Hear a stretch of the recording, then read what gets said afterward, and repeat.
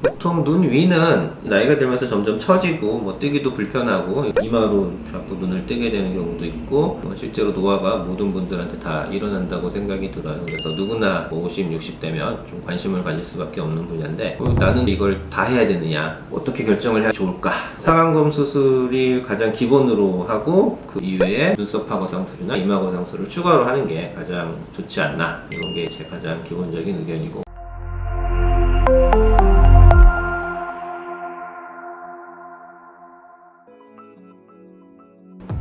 네, 안녕하세요. 심포니 성형외과 전문의 현경대 원장입니다.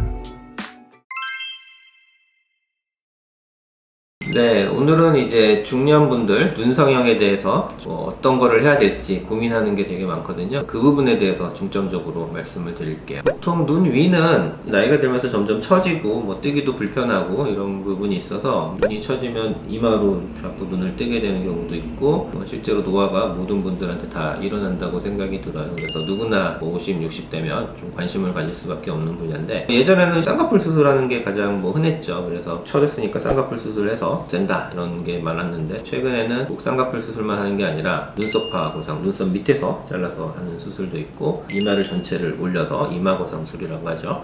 그런 것도 있고 눈 밑에도 다크서클 이렇게 볼록하고 처진 부분이 있어서 하안검 수술이라고 하는데 그런 것도 있고, 전체적으로 어쨌든 노화는 같이 오기 때문에 그런 것까지 같이 다 고민을 하시고 나는 이걸 다 해야 되느냐, 어떻게 결정을 해야 좋을까, 그거에 대해서 객관적인 관점에서 보통 그냥 일반적으로 거상술을 많이 하는 병원에 가면 이마 거상술을 권하는 경우가 많고, 상안검 수술만 해야 된다는 병원도 요즘 별로 없는 것 같죠.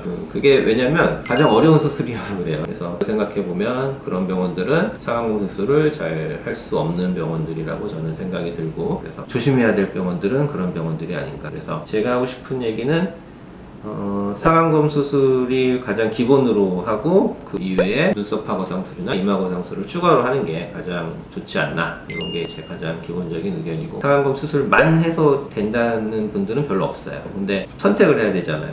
모두 다 하기에도 부담스럽고 그래서 실제로는 상안검 수술을 먼저 택하는 분들이 더 많은 것 같아요. 상안검 수술할 때 조심할 점은 쌍꺼풀을 크게 만들지 않는다, 가능하면 작게 하고 자연스럽게 너무 진하게 하지 않는다, 이게 중요한 것 같아요. 쌍꺼풀을 너무 진하게 하거나 너무 크게 하면 무조건 문제가 생긴다, 이게 맞는 거지 상안검 수술 자체가 문제는 아닌 거죠. 그래서 저는 항상 작게 하고 옅은 쌍꺼풀로 만들어서 자연스럽게 수술을 하고, 그러면 큰 문제 없이 할 수 있고, 상안검 수술을 통해서 어느 정도 눈 모양을 예쁘게 만들고 처져 보이는 부분, 그런 거는 조금 더 욕심이 있으면 리프팅 쪽으로 수술을 같이 하는 게 더 바람직하지 않냐, 이렇게 결론을 내려드리고 있습니다. 그리고 하안검 수술도 마찬가지예요. 하안검 수술은 실은 기능적인 문제는 크게 없는 수술이거든요. 그러니까 눈 위에는 안 보이니까 불편하니까 할 수밖에 없는 수술인데, 눈 밑에는 그런 기능적인 문제보다는 가장 중요한 게 나이 들어 보이고 처지니까 이거는 되게 동안 수술에 더 가깝고, 그거를 같이 하는 게 좋냐, 나중에 따로 하는 게 좋냐 고민하시는 분도 많은 것 같은데, 할 수 있으면 같이 하시는 게 좋겠죠. 왜냐면 얼굴 전체의 조화를 봤을 때 눈은 10년 어려졌는데 눈 밑에는 그대로 10년 나이 들어 보이는 모습이면 또 어울리지는 않는다 이거죠. 노화가 얼굴에서, 그래서 눈이나 입가 이런 데가 피부가 얇아서 더 빨리 오거든요. 그런 부분을 먼저 해주시는 게 전체적으로 조화 있게 젊은 모습을 유지하는 데 도움이 되기 때문에 둘 다 같이 하는 게 얼굴 전체적인 조화는 맞지 않나, 그렇게 안내를 해드리고 있습니다.